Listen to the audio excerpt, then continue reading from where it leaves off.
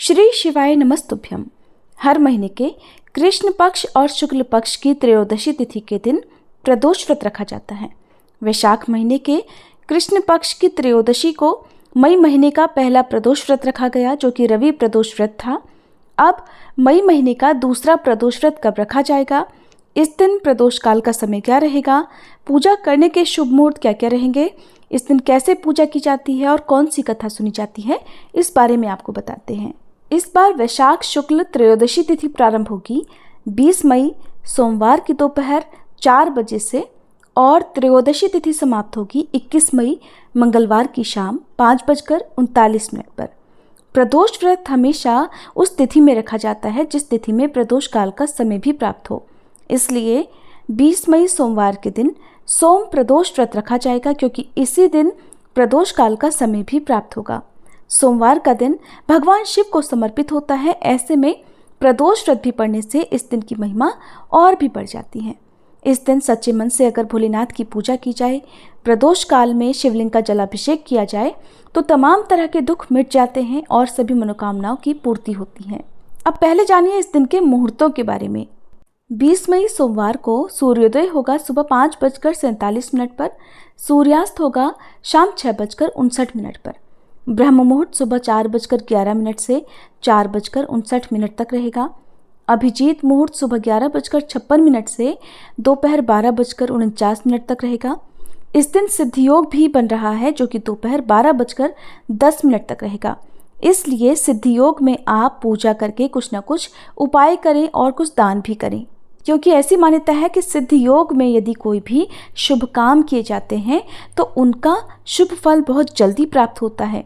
और राहु काल, जो कि अशुभ मुहूर्त होता है, सुबह 7:30 से 9 बजे तक रहेगा। भगवान शिव की पूजा करने के लिए प्रदोष व्रत में प्रदोष काल का समय उत्तम होता है, इसलिए शाम 6:14 से 7:44 के बीच में आप शिव जी की पूजा जरूर करें। आसपास शिव मंदिर में जाकर शिवलिंग के दर्शन करें। शिवलिंग पर कम से कम 1 लोटा जल अवश्य अर्पित करें। इस दिन भगवान शिव की पूजा विधि विधान से करनी चाहिए। इस दिन आप दिन भर उपवास रखकर शाम को प्रदोष काल के समय घी का एक दीपक जलाकर भगवान शिव के समक्ष बैठकर मंत्रों का जाप करें। माता पार्वती सहित पूरे शिव परिवार का पूजन करें। हाथ में अक्षत रखकर व्रत की कथा पढ़ें या सुने। और यदि परिवार में कोई भी गंभीर बीमारी से ग्रसित है या परिवार के सदस्य अक्सर बीमार रहते हों, तो आज के दिन आपको महामृत्युंजय मंत्र का जाप भी करना चाहिए। व्रत की कथा पढ़े सुने और भगवान को साबुत चावल यानी अखंडित चावल से बनी खीर का भोग लगाकर उसको यदि आप चाहें तो खुद भी प्रसाद रूप में ग्रहण करके अपना उपवास खोल सकते हैं। यदि आप इस दिन अन्न ग्रहण नहीं करते हैं तो आप इस खीर को प्रसाद रूप में परिवार के सभी सदस्यों में बांटें और खुद केवल फलाहार करके, जैसे कि मौसमी फल या फलों का जूस ग्रहण करके अपना उपवास खोल सकते हैं। प्रदोष व्रत को शास्त्रों में सभी प्रकार के सुख प्रदान करने वाला व्रत माना गया है। ऐसी कोई भी मनोकामना नहीं है जो भगवान शिव की कृपा से पूरी ना होती हो, और इसलिए सोमवार के दिन पड़ने वाले सोम प्रदोष व्रत के दिन आपको भगवान शिव का पूजन करके चंद्रमा का भी पूजन करना चाहिए, क्योंकि इस दिन की गई पूजा से भगवान शिव की कृपा से जहाँ जीवन में सुख समृद्धि और खुशहाली आती है, वहीं चंद्र देवता की पूजा करने से चंद्र दोष भी दूर होता है।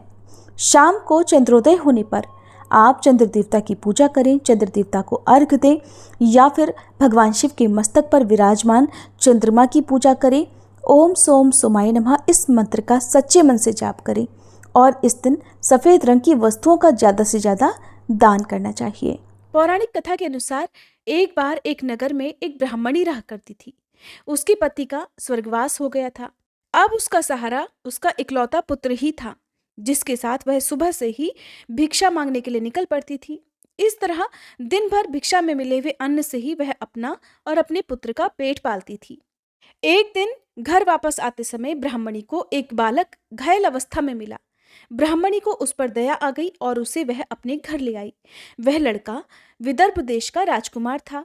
शत्रु सैनिकों ने उसके राज्य पर आक्रमण कर लिया था और उसके पिता को बंदी बनाकर उसके राज्य पर अधिकार कर लिया था।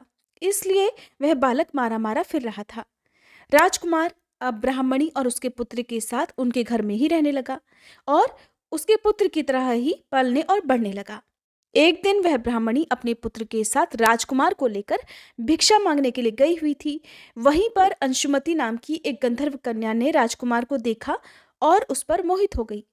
अगले दिन वह अपने माता पिता को राजकुमार से मिलवाने के लिए लेकर आई और कुछ ही दिनों के बाद अंशुमति के माता पिता को भगवान शंकर ने स्वप्न में आदेश दिया कि राजकुमार और अंशुमति का विवाह कर दिया जाए। उन्होंने वैसा ही किया। वह विधवा ब्राह्मणी भगवान शिव की परम भक्त थी और सारे प्रदोष व्रत रखा करती थी। उनके प्रदोष व्रत का ही प्रभाव था कि राजकुमार ने गंधर्वराज की सेना की सहायता से विदर्भ देश से शत्रुओं को भगा दिया और अपने पिता का खोया हुआ राज्य पुनः प्राप्त कर लिया और सुखपूर्वक जीवन बिताने लगा। राजकुमार ने ब्राह्मणी के पुत्र को अपना मंत्री बना लिया। ब्राह्मणी के प्रदोष व्रत के कारण भगवान शंकर की कृपा से जैसे राजकुमार और ब्राह्मणी पुत्र के दिन सुधर गए, वैसे ही भगवान शंकर अपने हर भक्तों पर कृपा बनाए रखते हैं और सबके दिन संवारते हैं।